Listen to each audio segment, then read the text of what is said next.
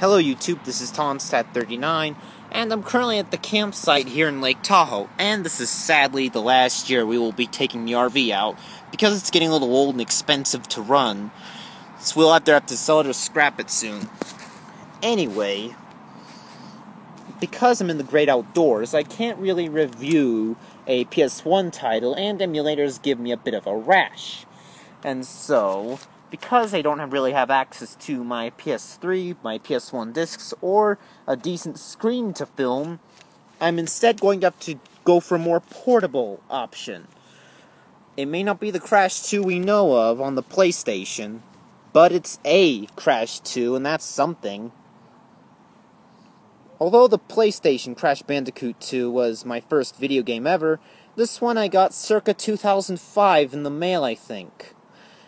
Anyway, I'm going to be reviewing Crash Bandicoot 2 Entranced for the Game Boy Advance.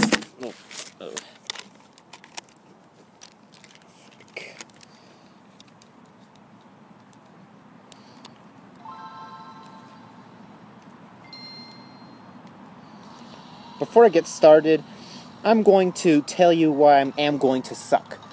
I'm holding it in a very awkward manner. My wrist is kind of resting on a water bucket thing, as my nails kind of on top of the R button, and my hand is on the D-pad, and my finger is naturally on the L, and so I'm holding it in an awkward position for me to shoot in.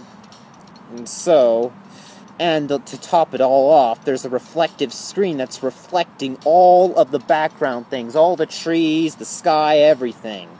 Even the iPad and the book I'm using to prop it up. Anyway, that said, now we're going to play some of the game.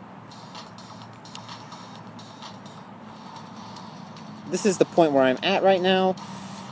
Unlike the Crash Bandicoot games we all know and love on the PlayStation, it's, unlike not being a side-scrolling, this one's a side-scrolling, pardon me, the PlayStation ones are a fixed camera 3D polygonal games.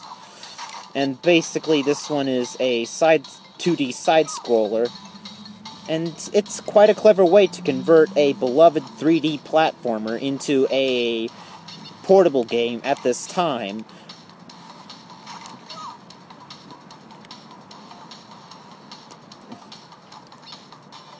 You know, it definitely isn't at its best quality. It stole some elements from Warped. But yeah, it really hasn't. But it's still a good game, at least. It's a good game. It's not a great game like the trilogy, but it's still a good game, at least. It was developed by Universal Interactive Studios, and this was made before Activision made it go to crap. Anyway, all this PS1 excitement. Why I mentioned PS1, because Crash Bandicoot is one of PlayStation's most beloved mascots. It also has the bonus game, and all this is going to lead up to my 20th anniversary video of the PlayStation that I'm going to air on September the 9th, 2015, so mark next year's calendar for that.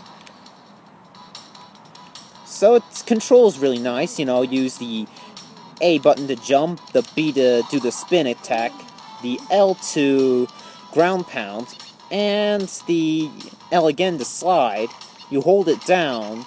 You have unlockable abilities and stuff, which makes you keep coming back for more. And like the PlayStation titles, it also has gems you can get through very rigorous paths.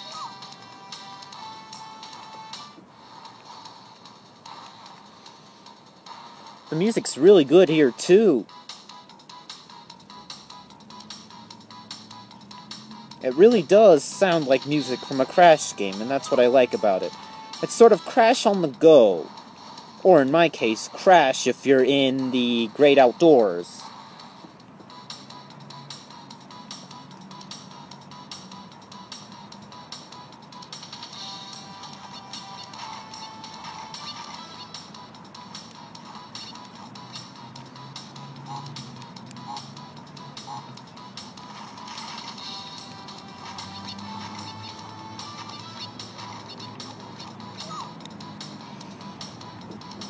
See what I mean? Because the screen is so reflective, but I'm not here to gripe about the original Game Boy Advance's screen problems.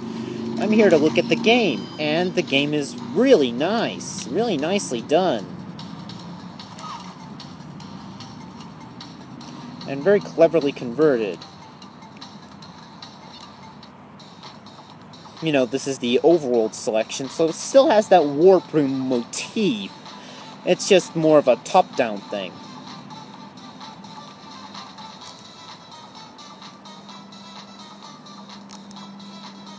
And this was what the first level is like.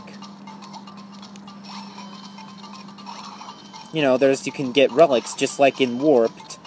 And if you look closely, they've stolen level ideas from Crash Bandicoot Warped. There's the jet skiing one, there's the Egyptian-themed one, and they've stolen all kinds of stuff. This one was kind of sort of stolen from the second game, where at the beginning you went through this tutorial thing that kind of showed you how to control Crash in the new game.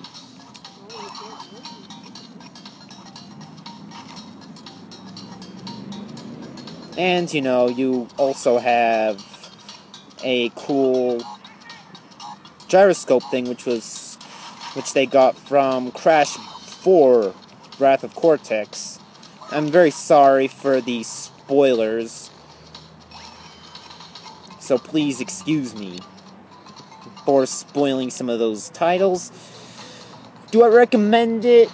Yes, if you like playing it on the go. I give it a 6 out of 10. It's not a good game, but it's not a bad game either. It's good for the Game Boy Advance, but the lucrative thing kind of does it for me. And this is Tomstad39, signing out.